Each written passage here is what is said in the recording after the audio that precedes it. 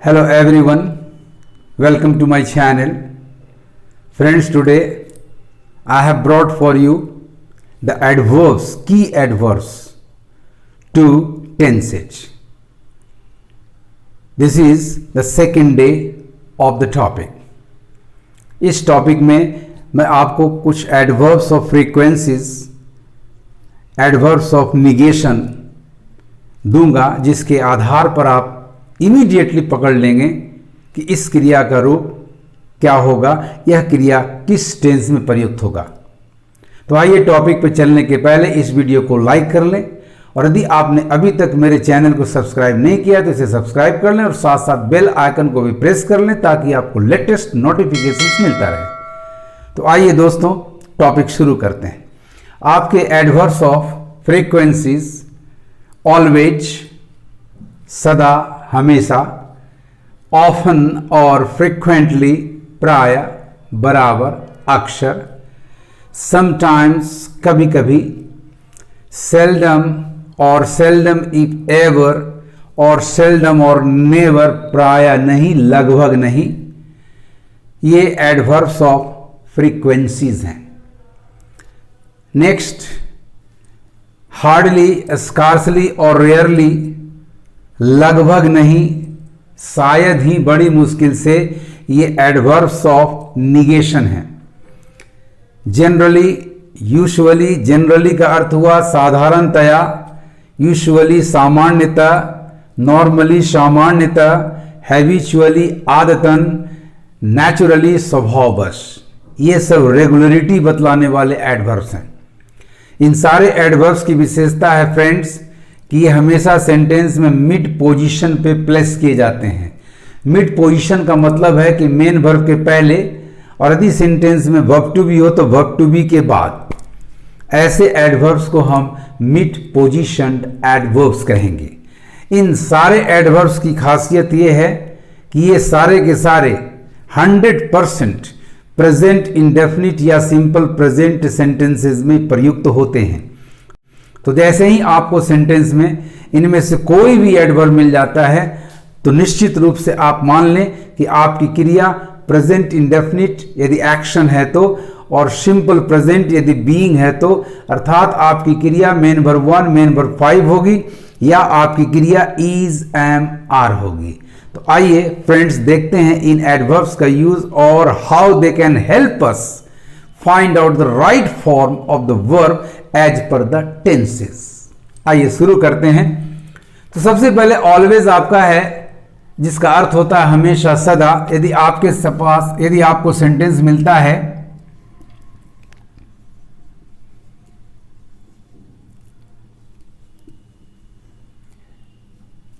He always come to me, तो और इधर उधर ना सोचें क्योंकि सेंटेंस में और किसी तरह का टाइम रेफरेंस नहीं आ रहा है, तो आपकी क्रिया प्रेजेंट इंडेफिनिट में ही होगी। He always comes to me. Take an example of often और फ्रीक्वेंटली। यदि आप कहना चाहते हैं कि वह प्राय मेरी मदद करता है, वह प्राय मेरी मदद करता है, ही ऑफन और फ्रीक्वेंटली, ही ऑफन और फ्रीक्वेंटली हेल्प्स मी। वो सवाल, वो क्वेश्चन चाहे टाइम और टेंस का हो या ट्रांसलेशन का मसला हो, आप इन एडवर्ब्स का प्रयोग सदैव प्रेजेंट इंडेफिनिट या सिंपल प्रेजेंट टेंस में करेंगे। तो आइए एक एग्जांपल हम सिंपल प्रेजेंट का भी लें। वह कभी कभी उदास होती है, वह कभी कभी उदास होती है। शी इज समटाइम्स सैड, वह कभी कभी उदास होती है। She is sometimes sad. तो यदि आप कहना चाहते हैं कि मैं प्राय यहां नहीं आता हूं, मैं प्राय यहां नहीं आता हूं, तो आप बोलें I seldom come here, मैं यहां प्राय नहीं आता हूं। I seldom come here, और I seldom और never come here, or I seldom if ever come here. Now take another example with the adverb of frequency. With the adverb of frequency, frequently, वह प्रायः मुझे मदद करती है, तो आप often की जगह कह सकते हैं she frequently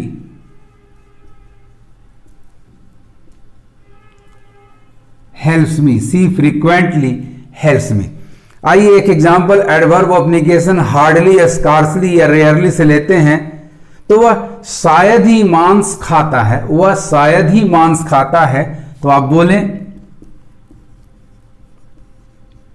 he hardly eats any meat. He hardly eats any meat. You can say he scarcely or he rarely eats any meat. यदि आप कहना चाहते हैं रेगुलरिटी के सेंस में कि मैं सामान्यतः यह काम करता हूं, तो आप बोलें I generally do this work. I generally do this work. यदि आप कहना चाहते हैं कि वह सामान्यतः ब्लू इंक से, ब्लू स्याही से लिखती है, तो आप कहें she usually writes in blue. She usually writes in blue. इस तरह से फ्रेंड्स इन एडवर्ब्स की मदद से आप कभी भी टेंस की गलती नहीं करेंगे। तो all these adverbs help us find out the appropriate forms of the action verb or the verb to be. That is, we can say कि ये सारे के सारे ऐसे एडवर्ब्स हैं, की एडवर्ब्स हैं, जो हमें एग्जैक्टली बता देते हैं कि कौन सा टेंस का प्रयोग हमें करना है। नॉर्मली इन सारे एडवर्ब्स के सेंटेंसेस में, चाहे वो अनुवाद का मामला हो, चाहे वो टाइम एंड टेंस का सवाल हो, आपकी क्रिया यदि बीइंग है तो इज एम आर होगी, और यदि एक्शन है तो प्रेजेंट इंडेफिनिट यानी मेन वर्ब 1 या मेन वर्ब 5 होगी। तो आज ही दोस्तों ये सारे एडवर्ब्स आपको प्रेजेंट इंडेफिनिट या सिंपल प्रेजेंट की जानकारी देते हैं, लेकिन यदि इनके सेंटेंसेस में पास्ट टाइम का रेफरेंस आ जाए तो फिर आपकी क्रिया सिंपल पास्ट, वॉज वर या पास्ट इंडेफिनिट, मेन वर्ब 2 होगी। यदि इनके सेंटेंसेस में फ्यूचर टाइम रेफरेंस आ जाए तो फिर आपकी क्रिया सिंपल फ्यूचर या फ्यूचर इंडेफिनिट में होगी। आइए कुछ एग्जांपल्स देखते हैं। यदि आपको सेंटेंस मिले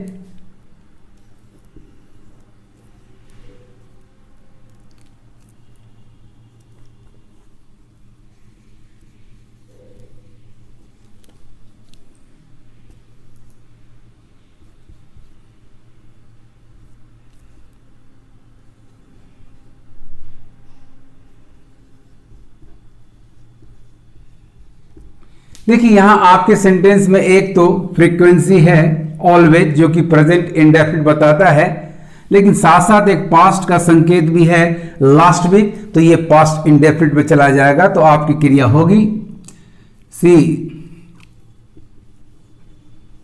always help me last week. यदि आप कहना चाहते हैं कि वह गत माह प्रायः खुश नहीं रहती थी, वह लास्ट मंथ प्रायः खुश नहीं रहती थी, तो आप कहेंगे she was seldom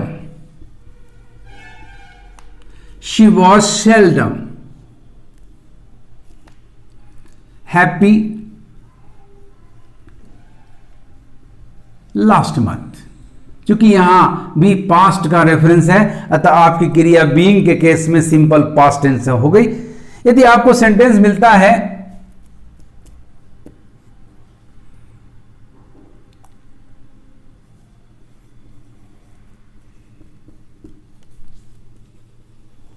I sometimes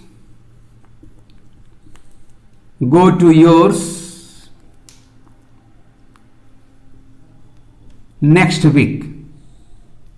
आपका समटाइम्स प्रेजेंट इंडेफिनिट बतलाता है, लेकिन यहां एक एडिशनल रेफरेंस है next week, that is the future reference. तो आपकी क्रिया फ्यूचर इंडेफिनिट की होगी। तो फिर आपका आंसर होगा आई शैल समटाइम्स, क्योंकि मेन वर्ब के पहले लाना है, I shall sometimes go to yours next week. इस तरह से फ्रेंड्स आप इन सारे एडवर्ब्स को इस तरह से यूज करें, बल्कि अपने दिमाग में यह बात बैठा लें कि आपकी क्रिया प्रेजेंट इंडेफिनिट या सिंपल प्रेजेंट होगी। इससे हटकर क्रिया तभी होगी, इससे हटकर टेंस तभी आएगा यदि ऑलवेज आदि के साथ साथ कोई पास्ट रेफरेंस मिले तो क्रिया सिंपल पास्ट या पास्ट इंडेफिनिट होगी। यदि फ्यूचर टाइम रेफरेंस मिले तो आपकी क्रिया फ्यूचर इंडेफिनिट या सिंपल फ्यूचर की होगी। तो आपको मेरा यह वीडियो कैसा लगा कमेंट करेंगे और इसे ज्यादा से ज्यादा शेयर करेंगे। Thank you for watching.